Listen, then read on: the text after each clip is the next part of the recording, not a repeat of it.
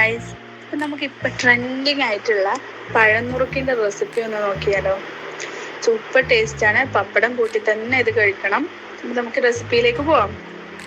ഞാനിതിനാവശ്യമായിട്ട് അത്യാവശ്യം വലിയ 3 നേന്ത്രപ്പഴമാണ് എടുത്തിട്ടുള്ളത്. നന്നായി പഴുത്ത പഴമാണ്. അത് ഈ ഒരു സൈസിൽ കട്ട് ചെയ്തെടുക്കാം. നന്നായി ചെറുതാക്കി കട്ട് ചെയ്യണ്ട. ഇനി അതിലേക്ക് ഒരു ഗ്ലാസ് വെള്ളം, നിങ്ങളുടെ പഴത്തിൻ്റെ ക്വാണ്ടിറ്റി അനുസരിച്ച് വെള്ളം ഒഴിച്ച് ഒന്ന് വേവിക്കാൻ വെക്കാം. ആ സമയം കൊണ്ട് ഞാനിതാ 2 അച്ച് ശർക്കര ആണ് ഇതിലേക്ക് എടുത്തിട്ടുള്ളത്. അതൊന്ന് കുത്തി ചതച്ചെടുക്കാം. ഇപ്പോൾ പഴം ഒന്ന് വെന്ത് വന്നിട്ടുണ്ട്. ഇനി നമ്മൾ ചതച്ച് വെച്ചിട്ടുള്ള ശർക്കര അതിലേക്ക് ഇട്ട് കൊടുക്കാം.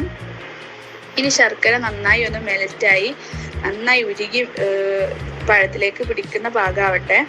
അതുവരേക്ക് നമുക്കിതൊന്ന് അടച്ച് വെച്ച് വേവിക്കാം.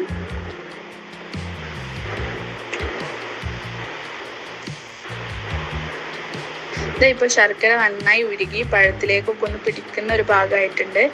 ഇനി ഇതിലേക്ക് നമുക്ക് ഒരു 1/2 സ്പൂണ് ഏലക്കാപ്പൊടി ചേർത്ത് കൊടുക്കാം. ഇനി ഇതിലേക്ക് ഒരു പിഞ്ച് ഉപ്പും കൂടി ഇട്ട് കൊടുക്കാം. ഇനി നന്നായി ഇതൊക്കെ ഒന്ന് മിക്സ് ചെയ്തെടുക്കാം. നന്നായി ഒന്ന് മിക്സ് ചെയ്തെടുക്കാം. പഴം ഉടഞ്ഞു പോവാത്ത രീതിയിൽ വേണം ഇളക്കി കൊടുക്കാൻ. ഇനി ഇതൊന്നുകൂടെ ഒന്ന് അടച്ചു വെച്ച് വേവിച്ചെടുക്കാം. ശർക്കരയൊക്കെ നന്നായി വറ്റി വരട്ടെ. ഇതിപ്പോൾ ഏകദേശം നല്ല വറ്റി പിടിച്ചു വന്നിട്ടുണ്ട്. ഇനി ഇതിലേക്ക് ഞാനൊരു 3/4 ഗ്ലാസ് തേങ്ങാപ്പാലാണ് ഒഴിച്ചു കൊടുക്കുന്നത്. ഇത് ആഡ് ചെയ്യുമ്പോൾ സൂപ്പർ ടേസ്റ്റാണ്. ഇനി ഇത് നന്നായി ഒന്ന് ഇളക്കി കൊടുത്ത് പാലൊക്കെ ഒന്ന് വെന്ത് തിളച്ച് വരട്ടെ. ഇത് ഈ സ്റ്റേജിൽ ഒന്ന് പിരിഞ്ഞ പോലെ ഉണ്ടാവും. അത് പിരിയല്ല, അത് നന്നായി ഒന്ന് മിക്സ് ചെയ്ത് കൊടുത്തതാ. ഇപ്പോൾ പഴം നന്നായി വെന്ത് ഏകദേശം ഒന്ന് കുറുകി വന്നിട്ടുണ്ട്. ഇതാണ് അതിൻ്റെ പാകം. ഇനി നമുക്കിത് സെർവ് ചെയ്യാം.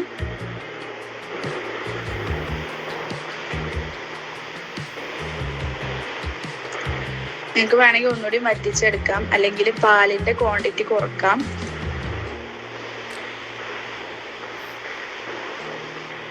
ഇപ്പം നമ്മുടെ സൂപ്പർ ടേസ്റ്റി പഴനുറുക്ക് റെഡി ആയിട്ടുണ്ട്.